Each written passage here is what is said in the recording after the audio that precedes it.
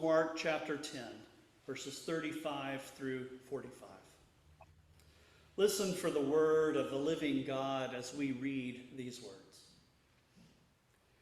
James and John, the sons of Zebedee, came forward to Jesus and said to him, "Teacher, we want you to do for us whatever we ask of you."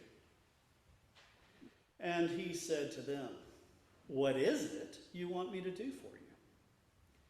And they said to him, "Grant us to sit one at your right hand and one at your left in your glory." But Jesus said to them, "You do not know what you are asking. Are you able to drink the cup that I drink, or be baptized with the baptism that I am baptized with?" They replied, "We are able." Then Jesus said to them, "The cup I drink you will drink, and with the baptism with which I am baptized you also will be baptized. But to sit at my right hand or at my left is not mine to grant, but it is for those for whom it has been prepared." When the 10 heard this, they began to be angry with James and John. So Jesus called them and said to them, "You know that among the Gentiles, those whom they recognize as their rulers lord it over them, and their great ones are tyrants over them. But it is not so among you. But whoever wishes to become great among you must be your servant. And whoever wishes to be first among you must be slave to all.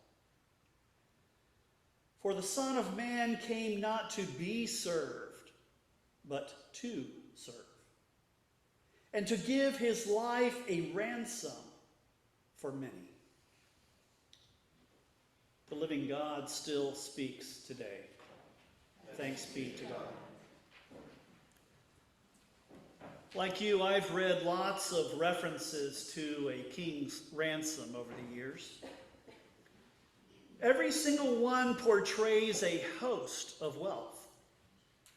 Whether a government is paying to rescue a noble or simply portraying the enormity of a particular sum of wealth in question.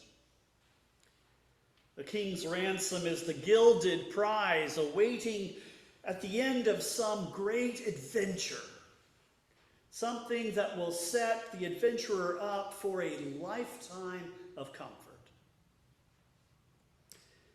When Jesus speaks of a ransom, however, he does not speak of any jackpot prize. He speaks of his being a ransom, his very life used and given to rescue or redeem us. Why do we seem to have so much trouble with that? I kind of like to see the disciples as mentally challenged. They're always getting it wrong. They're always trying to push Jesus into boxes come from their received traditions. Oh, they had a lot of background from the Hebrew Scriptures that helped prepare them to receive Jesus. Meanwhile, they had baggage that was not quite so helpful. It wasn't helpful in the least. Jesus comes on the scene to teach them, but they remain stuck in old paradigms, traditional ways of thinking, interpreting Jesus in light of their assumptions rather than assessing their assumptions in light of Jesus. Jesus' words, Jesus' actions. Then again, that is precisely what we do. All of us. we do the same thing as well. It's the human way of being. It's the way we operate. It's how my dog interprets what people say. It's how we make sense of another person's body language, gestures, speech, the words they use, tone of voice. What I learned in first grade gave me a foundation of assumptions for second grade. What I learned in junior high school helped me with high school. High school became source material on which I built my college and seminary learning experience. Along the way, there were lots of assumptions that I had to discard. I learned about atoms in first grade, and I was sure that when a glass of iced tea had condensation that was gathering on the outside of that glass, it was because the water molecules were making their way through all the spaces between the atoms and getting outside the glass, kind of like sweat coming out the pores on our skin when we get hot.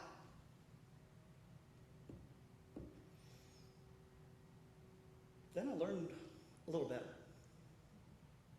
Learned about condensation. And I had to throw that concept out the window. Birds flew because they had wings. Well, I went to my mother and I asked her to make me a bird costume because I wanted to fly up into the clouds and feel how soft they were. She didn't build that costume. She was afraid I would climb up on the roof and try to fly. I hadn't yet heard of Icarus, flying too close to the sun with waxed wings and falling to his death.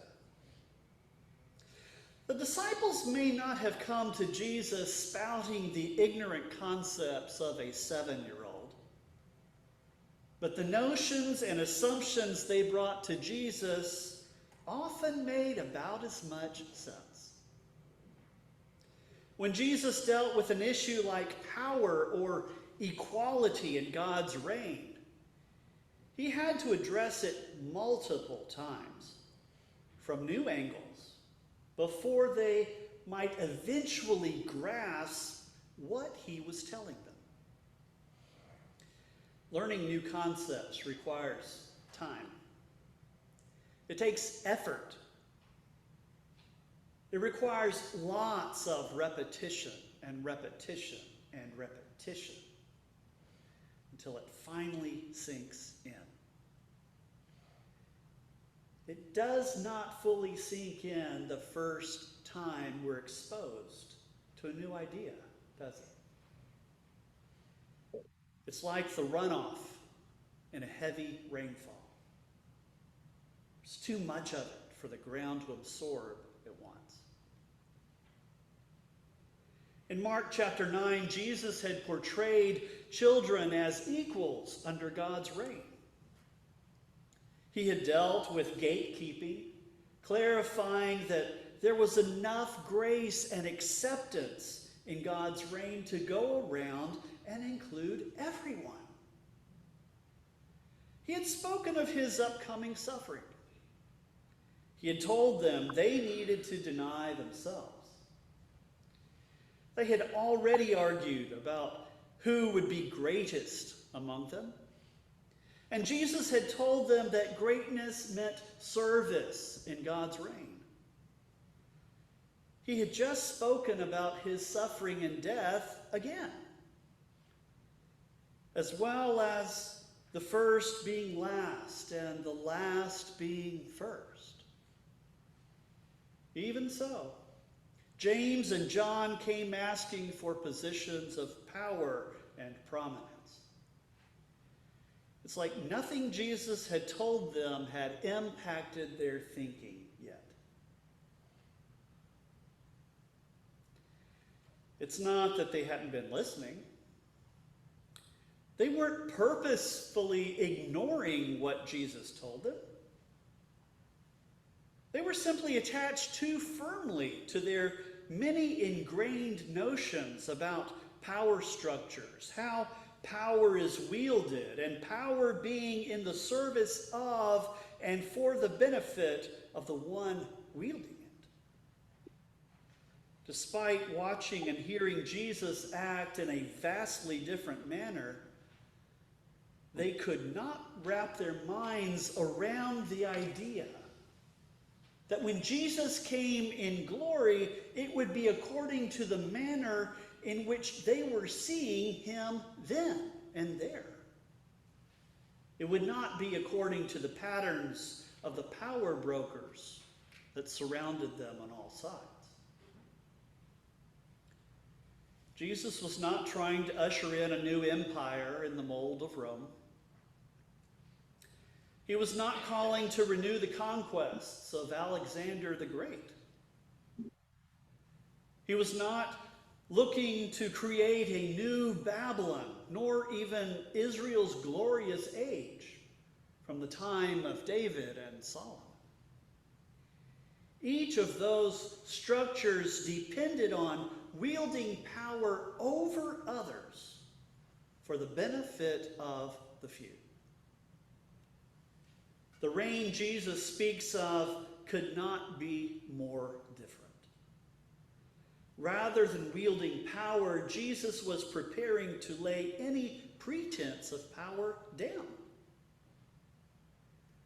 Rather than wielding force to amass wealth and control over others, his intention was to give himself for the benefit of all.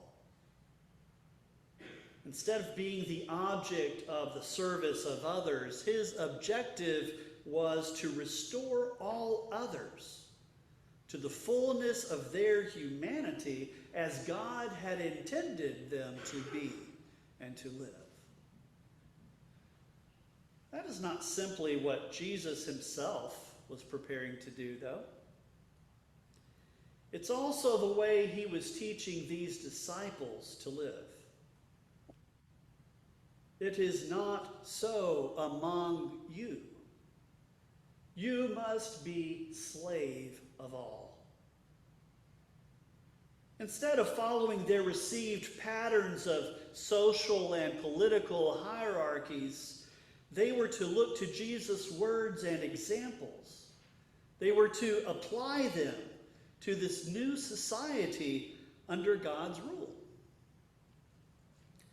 He was paving the way for them.